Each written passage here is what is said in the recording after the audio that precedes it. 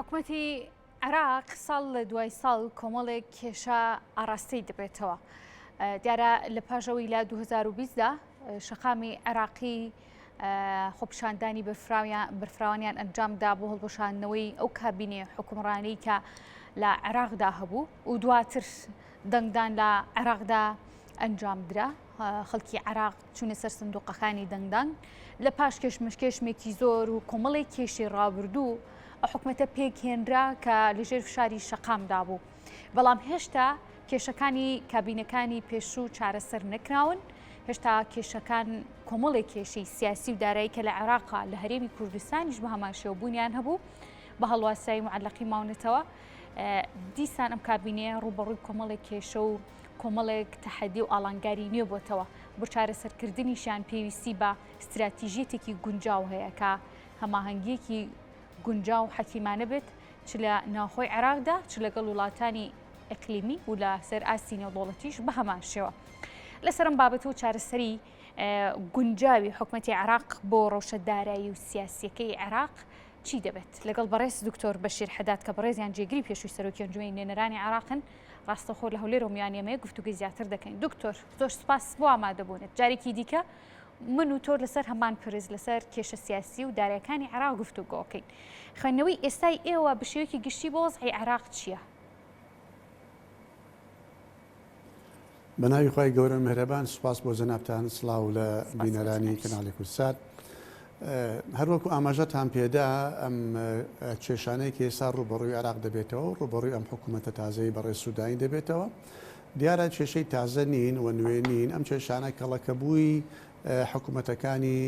پێشووی عێراقە کە چارەسەر نەکراوە، هەموو یەک لە دوای یەک ماوەتەوە. بێگومان کە کێشەیەکیش ئەگەر لە بنەڕەتدا لە سەرتاوە چارەسەر نەکری، ئەگەر ماوە چارەسەرکردنەکەی ئێستام دەبێت زەحمەتتر دەبێت. بۆیە ئەم چارەسەرانە ئێستا بۆ ئەو کێشانە ئاسان نین، زەحمەت نییە وە کاتیشی پێویستە. کێشە سەرچیەکە لەوەی دایە کە ئەو گەندەڵیە فراوانە کە لە وڵاتدا هەیە لە هەموو بوارەکاندا، چ لە بواری ئیداری و بەڕێوەبردندا، چ لە بواری دارایی و ئابووریدا، چ لە بواری ئەمنی و سیاسیدا، لە هەموو بوارەکاندا گەندەڵی ڕیشەی خۆی داکوتاوە.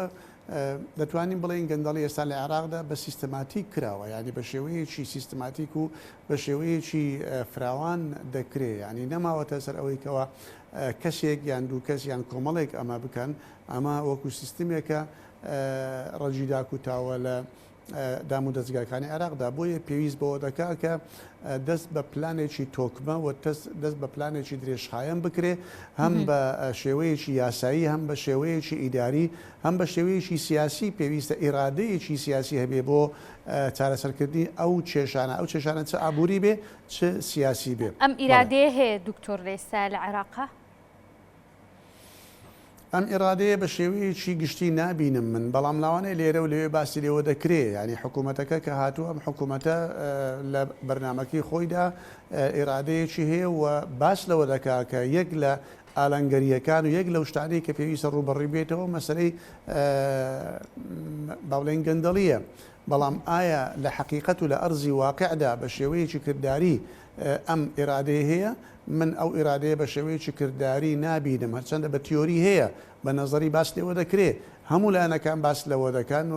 کە پێویستە بە ڕەنگاری گەندەڵی بێتەوە، بەڵام لە ئەرزی واقعدا لە شێوەی پراکتیک و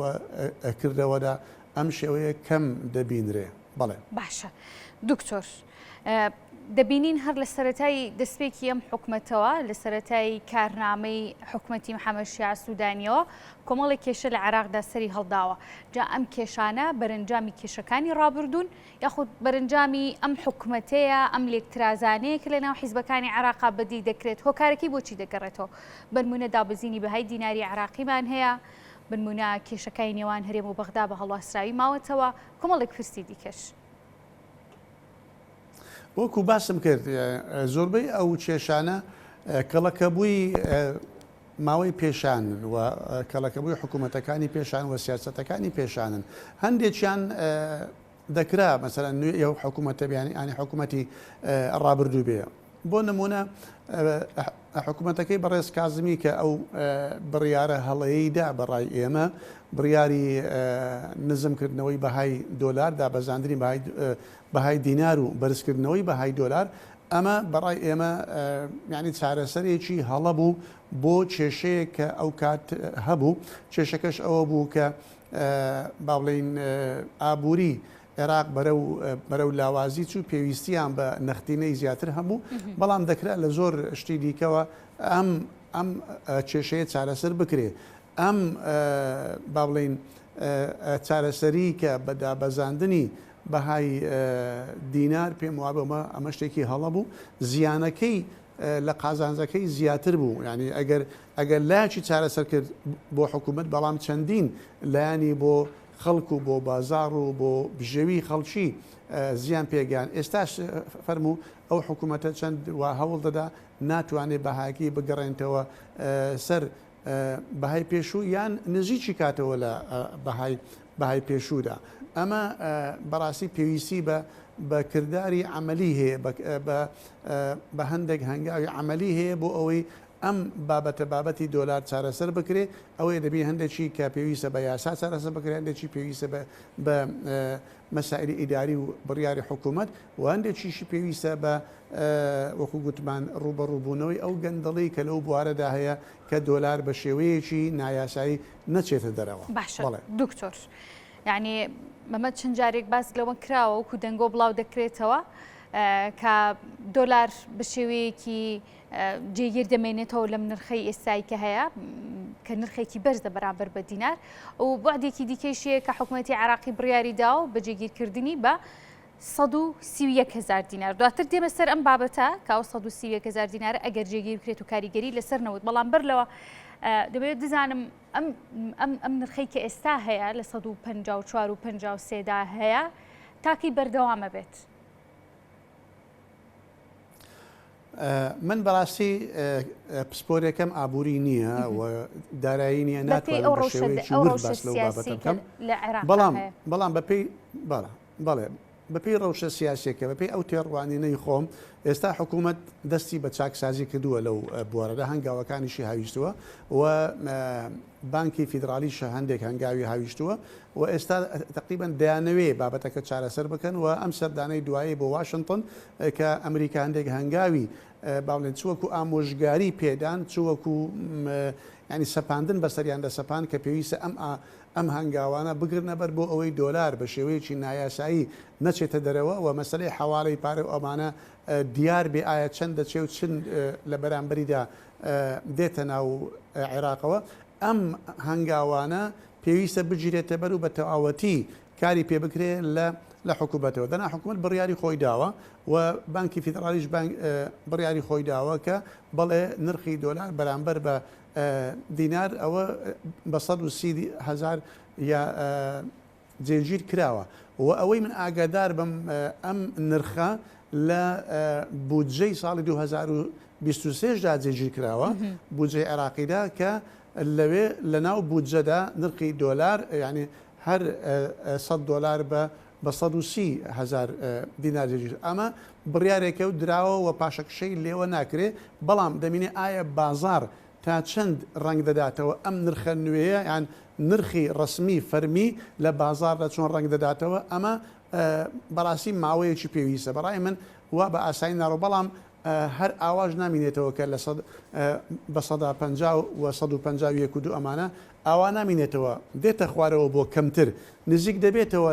لە 132 133 و 140 ئەمانە بەڵام ئەمە لەوانەیە ئەمڕۆ سوبەی نەکرێ هەندێک ماوەی پێویستە لەوانەیە لە خلالی چەند ڕۆژێک و چەند هەفتەیەک ئەمە بکرێ چونکە کۆنتترۆلکردنی بازار ئاسان نییە ماوەیەکی دەوێ بۆیە بەرزکردنەوەی نرخ لەوانەیە بە سەعاتێک بە ڕۆژێک لەگەڵ بازار کاریگە دەکرێت و بەرز دەبێتەوە وەڵام دابەزانەکەی ئەمە کاتی دەوێت چونکە ئەمە بەستراوەتە بۆیکەوە خەڵکی بازرگان شتیان کڕیوە بە نرخی کۆن و بە نرخی کۆن دەیفرۆشتنەوە و دۆلاری پێویستە و دیسانەوە ئەم هەنگاوانەی حکوومەت و هەنگاوەکانی بانکی فیدرالی دەتوانین بڵین گورزێک بوو لەو کەسانە درا کە دۆلاریان بە قاچاق دەبردە دەرەوە ئێستا ئەوانی کە دۆلار بە قاچاق دەبەنە دەرەوە مەجای ئەوەیان نەما کە لە حکوومەت یان لە بانقەکان ئەو دۆلارە بکڕن مەجبورن لە بازار دەکڕن بە قاچاق بردننی دۆلار لە ڕێگەی عێراقەوە کەم بێتەوە مودایەکی زۆریش کەم بۆتەوە بەڵام ڕانەوەستاوە بەڵێ کەم بۆتەوە بەڵام بنەبر نەکراوە بۆیە ئێستاش بردنە دەرەوەی دۆلار بە قاچاق هەیە بۆیە ئەوانەی کە ئیلتیزامیان بە دەرەوە هەیە کە پێویستە دۆلار بنێتنە دەرەوە بە قاچاق ئەوانەی کە لە بانقەکان بە نرخی فەرمی بەدەستیان ناکەوێ ناچارن لە بازار بە هەر نرخێک بێ دەکڕن بۆیە لە بازار جارێ تا ماوەیەک ئەم نرخە هەر ئاوا دەمینێەوە وردە دادەبەزێ بەڵام هەر ئاوا بینێت هەتا سەر نەخێر دادەبەزێ بەڵام لە ماوەی چەند ڕۆژ و چەند هەفتەیەکدا لەوانەیە بۆ مانگەیکیش بڕوە باشە ینی هەوڵەکانی سوودانی دەبینین بۆ چارەسەرکردنی ڕەوشەکە وەکۆی کە لە کورداواریا هەیە نشیش بچودێنە کەباب لە نێوان ئەمریکا و ئێرانە بتوانرێت هاوسەنگیەک ڕابگرێت دوایین سەردانیشی بۆ فەڕەنسا دیارە بەڵێ هەر لەو چوارچەوەی ئەو بابەتەیە و جۆ بایدنیش لە دوایین لێدوانیدا باسی لەوە کرد کە ڕێکەوتنی استراتیژی ئەمریکا لەگەڵ بەغداد درێژێک دەبێت ینی ئێستا گونجاودرین چارەسەر بۆم ڕۆژەی عێراق لەلایەن سوودانی و چاوەڕێ دەکرێت چی بێت؟ چاکترین شت کە بەڕێز سوودانی بگرێتە بەر پێویستە ئەو هەنگاوانەی کە بانقی فیدرالی ئەمریکی لەسەری سەپاندووە یان وەکو بە شێوەی ئامۆژگاری پێیداون پێویستە جێبەجێ بکە و ئەم بڕیارەی کە بانکی فیدرالی عێراقیش داوێتی بانقی مرکزی داوێتی لەوەی بەردەوام بێ لە دابەزاندنی نرخی دۆلار بۆ 130,000 لەوە بەردەوام بێ و وردەیدی هەنگاوەکانی دیکە بگرێتە بەر بۆ ئەوەی کە لە بازاریش ڕۆژ بە ڕۆژ وردە بەڵکو نرخەکەی نزیک دەبێتەوە لە نرخی فەرمی چونکە بەڕێز سوودانی ناتوانێت لەو بڕیارەی کە داوێتی بەدا بەزاندنی نرخی دۆلار ناتوانانی پاشگەز بێتەوە چونکە هەم یەکەم ئەمە بەڵێنەکە داوێتی دوو پێش ئەوەی کە سوێندی یاسایش بخۆوەکو سەرۆکی ئەنجومەنی وەزیران ئەم بەڵێنەیدا و لە بەرنامەی کارەکەشیدا هەیە لە بەرنامەی کارەکەریدا هەیە کە یەک لەو کارانەی کە ئەم حکوومەتە دەیکا پێویستە ئەوە بێکە دابەزاندنی نرخی دۆلارە چونکە لە سەردەمی بەڕێز کازمیشدا یەک لە با بڵێن ڕکابەرە سەرچیەکانی بەڕێز کازمی بەڕێز سوودانی بوو کە گلەیەکی زۆری لێ دەکردو کە دەیگوت چۆن دەبێت ئێوە نرخی دۆلارتان بەرز کردەوە ئایا ناترسن لەوە کە شۆڕشی برسیەکان لە بەرامبەرتان بێتەوە کەواتە ئەم خۆی گلەی لەوی دەکرد ئێستا بۆیە ئەمە بەڵێنێکە داوێتی ناچارە ئەم بەڵێنە کە نەیتوانی دای بەزێنی بۆ 120 بەلای کەم بۆ 130ەکە بۆیە من پێم وایە بەردەوام دەبێت سوودانی و ئەمە بۆ ئەوەی کە ڕاستگۆیی خۆی و مزداقیەتی خۆی و حکوومەتەکەی بەردەوام بێ پێویست بۆ دەکا کە ئەو هەنگاوانەی کە ئەمریکا داوای کردووە بانقی فیدرالی عێراقی داوای کردووە و دەستی شان پێ کردووە پێویستە بەردەوام بێ لەوانە. باشە دکتۆر دێمە سەرپرسی بوجە موازدەنە تا ئێستا ئەم پرۆژە یاسای ئاڕاستی ئەنجومەنی نوێنەران نەکراوە تەنانەت لە ئەنجومەنی وەزیرانیش تا ئێستا بە هەمان شێوە تێنەپەڕێنراوە ئاڕاستە بکرێت ینی چاوەڕێ دەکرێت کەی ئەم پرۆژە یاسای ئاڕاستی ئەنجومەنی نوێنەران بکرێت پشکی هەرێمی کوردستان بەچەند بنزیکی بەپێی پێشبینیەکانی ئێوە دەخەمرێت. بەپێی زانیاریەکانی ئێمە بودجەی عێراق بۆ ساڵی 2023 کێشەی زۆر تێدا ئێستا و هەتا ئێستا لە وەزارەتی دارایی عێراق دەرنەچووە ینی با بڵین شێوەی کۆتایی خۆی وەرنەگرتووە بۆ ئەوەی کە بنێڕێ بۆ ئەنجومەنی وەزیرانی عێراقی هەتا ئێستا لە وەزارەتی داراییە بۆیە کە دەنێڕێ بۆ ئێمە هێشتا ماوەیەکی ماوە لە ناو وەزارەتی دارایی کاری لەسەر بکەن کە دەنێڕێ بۆ ئەنجومەنی وەزیرانی عێراقی لەوێش بەلای کەم هەفتەك دوو هەفتەی دەوێت کە لەوێ مناقەشە بکرێەوە هەر وەزیرێک تەماشای بودجێ وەزارەتەکەی خۆی بکە بڕیاری لێسە بدرێ اینجا بنێڕێ بۆ ئەنجومەنی نوێنەران بۆیە من پێم وانە لەم زوانە بەم نزیکانە ئەم بودجەیە بچێتە ئەنجومەنی نوێنەران ینی بەلای کەم بەڕای من هێشتا مانگێکی دیکەش بەلای کەمەوە دەیەوێت تا بچێتە ئەنجومەنی نوێنەران ئەمە یەک دوو ئایا پشتێریمی کوردستان تاکو ئێستا ئەوەی من ئاگادار بم هەر 12.25 12.67ەکەیە زیاتر نەکراوە بەڵام چۆن ڕێک دەکەون لەگەڵ هەرێمی کوردستان ئەم ڕێککەوتنە تا ئێستا نەکراوە چونکە یەک لە هۆکارەکانی دواکەوتنی بودجە و مانەوەی لە وەزارەتی دارایی عێراقی ئەوەیە کە تا ئێستا لەگەڵ هەرێمی کوردستان نەگەیشتوونەتە ڕێککەوتنێک لەسەر شێوازی با بڵێن ناردنی نەوت و گاز و چۆن یعنی هۆکارەکەی ئەوەیە هەردوو حکوومەتەکەی هەرێم و حکوومەتی عێراق تا ئێستا نەگەیشتنە ڕێککەوتن و ئەمە ئاگادارین کە تا ئێستا چەندین جار ئەم شاندی حکوومەتی هەرێم چۆتۆ بەغدا لەوانەیە بۆ ئەو مەبەستان هەر لە کابینەی نۆیەم زیاتر لە 25 جار شاندی حکوومەتی هەرێم چۆتۆ بەغدا شاند لەسەر ئاستی باڵا لەسەر ئاستی نزم کێشەکانی نێوان یەکێتی و پارتی ئەم بابەتی زیاتر نەوەستاندووە ئەمە یعنی لەوانەیە تا ڕادەیەک وابێ بەڵام باوەڕ ناکەم هەموو هۆکارەکەی ئەوە بێ کە کێشەی نێوانێتێتی و پارتی بۆیە ناگەدە ڕێکەوتن لەوانەیە بەشێکی ئەوە بێ بەڵام بەشە گەورەکەی ئەوەیە کە هەموو ساڵ دەبینین ئێمە لە کاتی بودجەدا هەموو ساڵەکان لە کاتی ئامادەکردنی بودجەی عێراقیدا ئەم کێشەی نێوان هەرێم و بەغدا دێتە ئاراوە و چەند ڕۆژێک دەخانی و دیسان هاتوچۆ دەبێ و چەندین جار شاندی هەرێم دەچێتە بەغدا ئەوە تاوای لێ دێت تا ڕۆژی با بڵێن دەنگدان لەسەر بودجە تا ڕۆژی ئەمە هەردیسان دەمێنێ بۆ ئەوەی کە ئەم کێشەیە یەکلا بێتەوە ڕێککەوتنێک بکرێ لەسەر شێوازی ناردنی ئەو ئیلتیزاماتانەی هەرێمی کوردستان بەرامبەر بەغدا چ لە مەسەلەی نەوت چ لە مەسەلەی با بڵێن داهاتە نانەوتیەکان کە هەرێم پێویستە بەشێکی بنێرێ بۆ بەغدا تا ئێستا ئەم ڕێککەوتنە نەکراوە باشە دیارە ئێستا محەممەد شیع سوودانی بڕیاری ئەوەشی داوە کە غاز لە نێو عێراقدا زیاتر بەرهەم بهێنرێت کێشەی وزە لە نێو عێراقدا چارەسەر دەکات کە پێشتر لە دەرەوەی عێراق و هاوردە دەکرات یعنی دەتوانرێت لە ناو هەموو کێشە و قەیرانانی کە لە عێراقا هەیە ئەم پرسە جێبەجێ بکرێت ئەم بڕیاری سوودانی من پێم وایە ئەمە هەر بەڵێنێکە دەیدا بەڵام جێبەجێکردنەکەی ئاسان نییە بەڵێنێکە وەکو با بڵین یعنی دەرزیەکی سەرکردنە لە بابەتەکە دەنا مەسلەی سوود وەرگتن لەو غازەی عێراق کە لەگەڵ لە بیرنەوتەکان دەردەچێت کە پێی دەگوترێ غازی مصاحب ئەمانە ئاسان نییە ئیسستمار بکرێ بەڵام زەحمەتیش نییە ینی مستحیل نییە کارکردنی دەوێت ئیشی بۆ دەوێت بەنامە دەزانین ئەو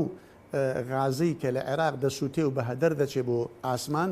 زیاترە لەو غازەی کە ئێستا عێراق پێویستیەتی و لە ئێران دەهێنێتە ژوورەوە و دەیکڕێ بە پارە بۆیە ئەگەر عێراق غازەکەی خۆی ئیسستمار بکە و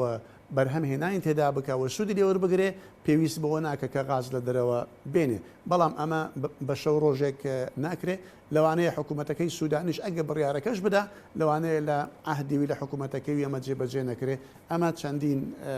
ساڵ و ئیشوکردنی دەوێت بەڵێ